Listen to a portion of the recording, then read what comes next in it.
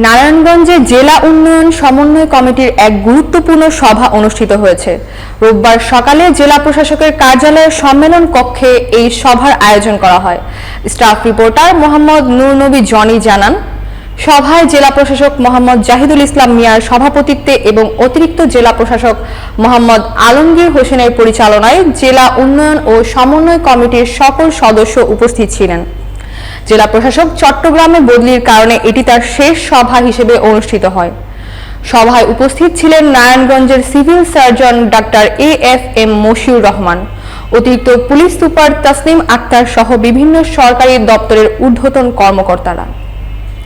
সভায় জেলার সামগ্রিক উন্নয়ন ও নাগরিক সেবার মনোনয়ন সম্পর্কিত বিভিন্ন গুরুত্বপূর্ণ সিদ্ধান্ত গ্রহণ করা হয়।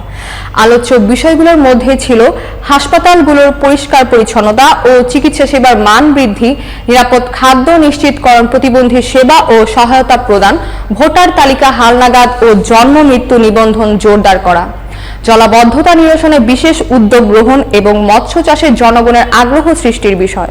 জেলা প্রশাসক মোহাম্মদ জাহিদুল ইসলাম মিয়া সভায় বলেন, আমরা একটি মানবিক সমাজ ব্যবস্থা গড়ে তুলতে চাই, যেখানে প্রত্যেক নাগরিক দায়িত্বশীল ও সমাজের প্রতি সচেতন থাকবে।